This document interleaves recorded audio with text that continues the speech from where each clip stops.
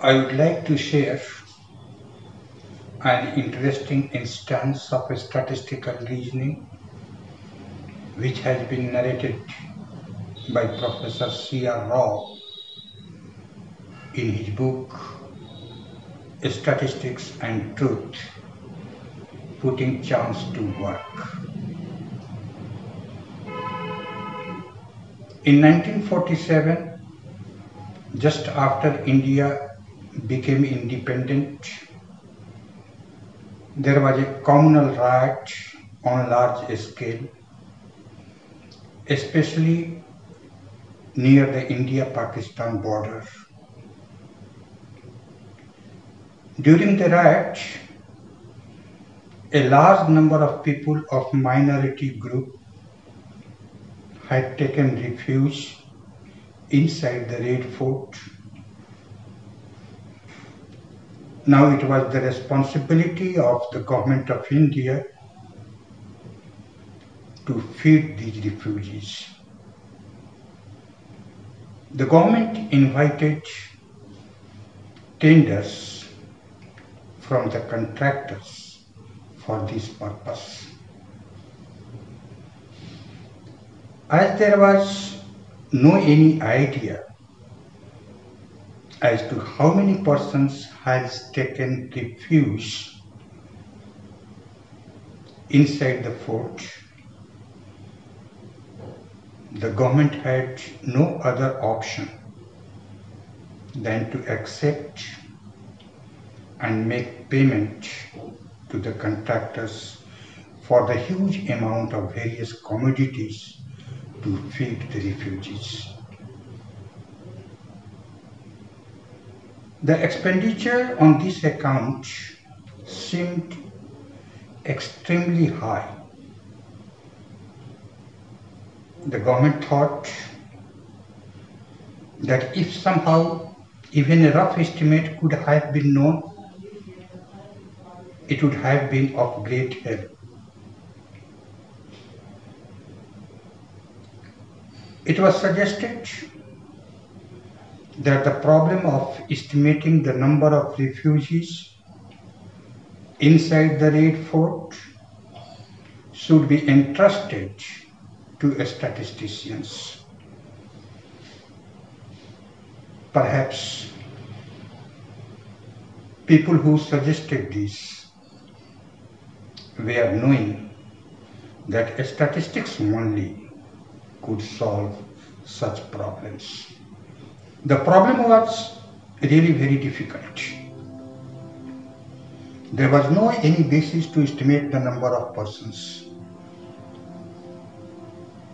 The situation was so tensed that nobody could dare going inside the fort.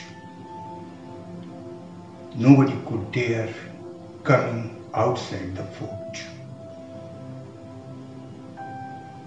There was no any prior information about the order of magnitude of the number, nor had any chance to look at the concentration of persons inside the fort. There was no any possibility of doing sampling. It was just like to get something out of nothing. But statisticians accepted it as a challenge. It was a challenge to statistics also. They went through the bills submitted by the contractors to the government and thought over the quantities of various commodities such as rice, pulse, and the third commodity very intelligently selected, salt. They solved the problem like this. They conducted A quick survey of some families asking how many members were there in different families and what were the daily consumptions of rice, pulse and salt. On this basis, they obtained the average consumption of rice, pulse and salt per person by dividing the total quantities consumed by the total number of persons. Suppose capital N is the total number of persons. Capital R denotes the total consumption of rice. Capital P denotes the total consumption of pulse. And capital S denotes the total consumption of salt.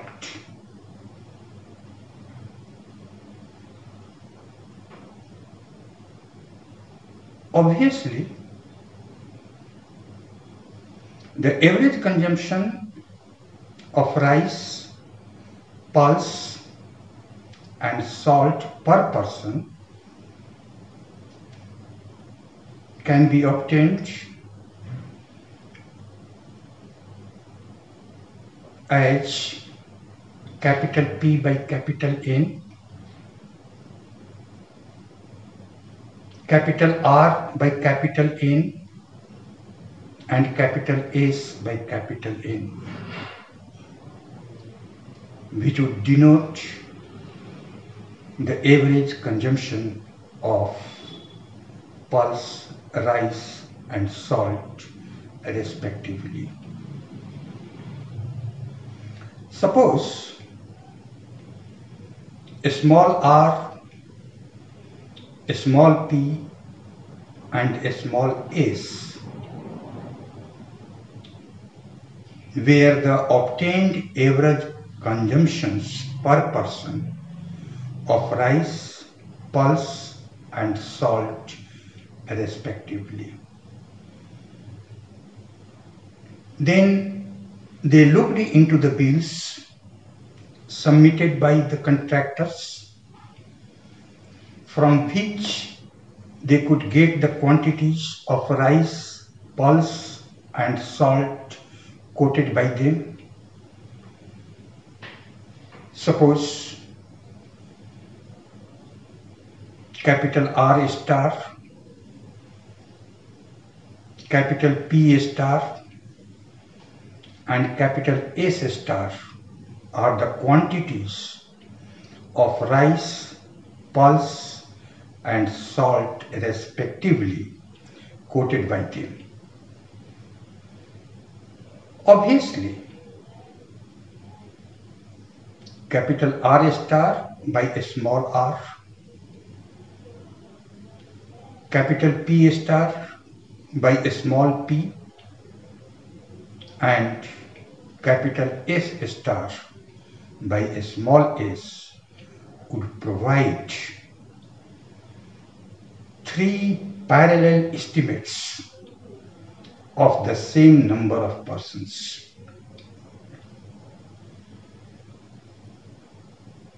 But after computing these ratios,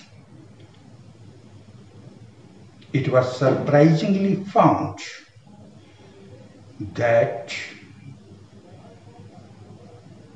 the third estimate, that is capital S star by a small s, had the smallest value, and the first estimate, which was capital R star by a small r, had the largest value. The reason was obvious.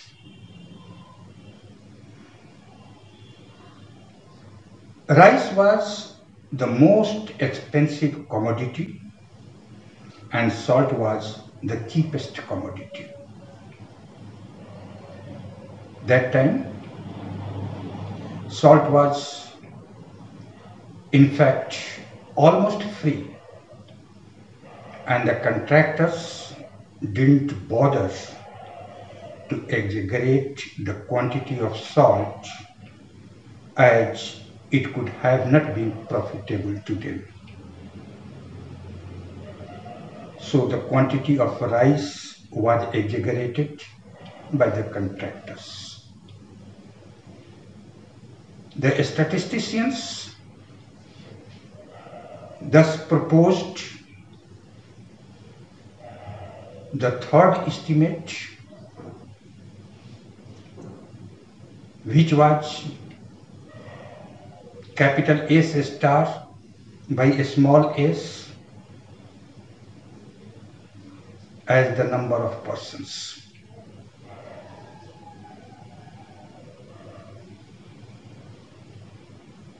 This idea was basically suggested by late J.M. Gupta of the Indian Statistical Institute.